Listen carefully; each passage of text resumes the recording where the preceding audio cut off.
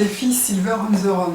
Alors aujourd'hui, un sujet qui ne passionne pas les foules normalement, c'est notre vieillissement. Oh oui, c'est pas très sympa hein, comme sujet, mais on va essayer quand même de voir ce qu'on peut faire et positiver au maximum.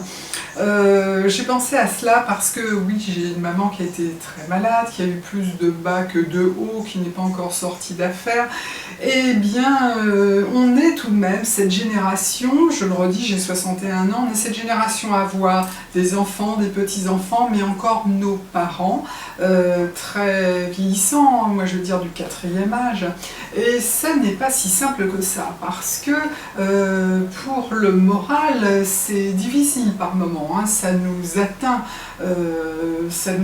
parce que c'est un effet boomerang, on voit nos parents dépérir, et puis on se dit qu'un jour ça va être notre tour, et ça peut être quand même angoissant, et puis comment s'y prendre, comment gérer, pas simple hein, comme histoire. Bon, c'est un sujet qui ne passionne pas les foules, qui ne les déplace pas non plus. Écoutez, je vais vous donner mon avis, qui n'est pas l'avis universel, vous me direz ce que vous en pensez, moi je le ressens comme ça. Dites-moi vous, comment vous voyez les choses, comment vous vivez les choses, si vous êtes un petit peu face à cette problématique, qui est tout de même la problématique, je trouve, de notre génération. Nos parents ont eu leurs parents vieillissants, mais oui, c'est comme ça, on mourait bien avant. Il y avait bien sûr des personnes âgées qui allaient très loin, pratiquement en bonne santé jusqu'au bout. On avait aussi des gens qui dépérissaient, mais on le sait très bien, on vieillit, la population vieillit, et donc on se retrouve de plus en plus avec des personnes qui ont 60, 70 ans, 75 ans et qui ont encore leurs parents. Pas simple comme affaire. Peut-être à nous aussi de réfléchir là-dessus, de montrer l'exemple pour nos enfants, comment ne pas trop galérer, comment aussi garder le moral. Pas si simple que ça. Alors en 10 minutes de vidéo, de toute façon c'est pas mon métier non plus, je veux dire ce que j'ai dans la tête. Vieillir, mourir ne me fait pas peur. Ce qui me fout les jetons, alors là j'ai vraiment très peur, c'est la déchéance physique, la déchéance mentale, un Alzheimer. Et on voit un petit peu ça autour de nous quand même, pas simple à imaginer. Pas simple à envisager, même sur le plan financier. Moi j'ai les jetons hein, de ça aussi, parce que on voit bien que tout ça coûte très cher, hein, d'avoir hospitalisé des personnes fort malades, les garder en maison de repos. J'ai pas de réponse à ça, je sais pas si vous en avez, si vous avez des idées. Par moment, en vieillir, je me dis tiens, ce qui serait bien c'est de vieillir avec des amis, des connaissances de notre âge et qu'on s'entraide.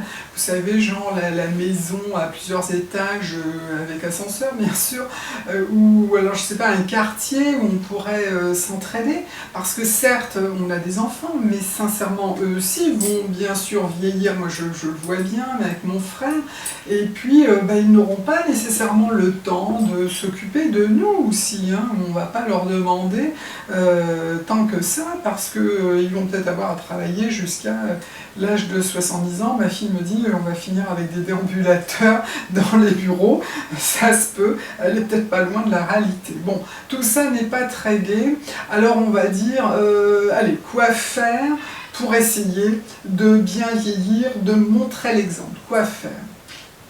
Alors, je vais vous lire quelque chose qui m'a vraiment interpellée. C'était un extrait hein, d'un discours d'adieu du général Douglas MacArthur dans son école militaire. C'était en 1962, donc ça y est, c'est pas récent. C'est très intéressant, vous allez voir. La jeunesse n'est pas une période de la vie, c'est un état d'esprit, un effet de la volonté, une qualité de l'imagination, une intensité émotive, une victoire du courage sur la timidité, du goût de l'aventure sur l'amour du confort. On ne devient pas vieux pour avoir vécu un certain nombre d'années, on devient vieux parce qu'on a déserté son idéal. Les années rident la peau, renoncer à son idéal ride l'âme. Les préoccupations, les doutes, les craintes et les désespoirs sont des ennemis qui, lentement, nous font pencher vers la terre et devenir poussière avant la mort. Je trouve ça remarquable. Et la suite aussi. Jeune est celui qui s'étonne et s'émerveille. Il demande comme l'enfant insatiable « et après ?» Il défie les événements et trouve de la joie au jeu de la vie. Vous êtes aussi jeune que votre foi, aussi vieux que votre doute, aussi jeune que votre confiance en vous-même, aussi jeune que votre espoir, aussi vieux que votre abattement. Vous resterez jeune tant que vous resterez réceptif, réceptif à ce qui est beau, bon et grand, réceptif au message de la nature, de l'homme et de l'infini. Si un jour votre corps est mordu par le pessimisme et rongé par le cynisme, puisse Dieu avoir pitié de votre âme de vieillard. Bon, lui il met Dieu parce que c'est un Américain, on n'est pas obligé ça, Dieu, mais au fond, oui, de dire, eh bien si on renonce à tout, on est déjà vieillissant. Alors je me rappelle et je rends hommage à aussi bien mon papa que mon beau-père qui n'ont jamais renoncé. Ils avaient toujours quelque chose en route, même si mon beau-père se savait condamné, eh bien il était toujours en train d'envisager l'avenir, de construire, ma foi, oui, d'avoir toujours des projets. J'ai toujours trouvé ça extraordinaire et ils avaient raison. Ne jamais renoncer. Vous savez que je l'ai noté. Alors c'est vrai que c'est un petit peu comme un château de sable. On sait très bien qu'un jour la mer va tout effacer, mais il n'empêche que je pense qu'on peut beaucoup plus vieillir bien, mourir bien si on ne renonce pas, si on continue à bâtir, à construire, à envisager, à se donner des deals et à les réussir au maximum. Voilà, c'est un peu lourd, hein, mais ça mérite qu'on en parle puisqu'on est concerné par ce grand sujet-là. Dites-moi ce que vous en pensez, dites-moi si vous avez des idées, dites-moi comment vous vivez cela. Je pense que cette vidéo, elle est là aussi pour vous dire que vous n'êtes pas seul avec ces soucis-là. Moi, j'ai ces soucis-là. Pas seul avec des problèmes de santé que je n'ai pas pour l'instant, que j'aurai peut-être. Pas seul avec ces soucis de parents âgés qui peuvent vous tirer non pas vers le bas, mais vers cette vieillesse difficile à envisager et qu'il faut arriver à se réagripper. Alors par rapport à des vidéos, par rapport à d'autres, à des bouquins, ne vous laissez pas attirer comme cela, non, au contraire, vivez votre vie de troisième génération, vivez-la bien. Je trouve que oui, ne renoncez pas, ne renoncez pas. J'ai envie de dire aussi aux personnes qui se sentent un petit peu en difficulté, aussi bien par rapport à des parents âgés qui vous posent problème que par vous-même, par rapport à votre vieillesse, votre vieillissement, votre future mort, hein, oui, je dis crûment les choses.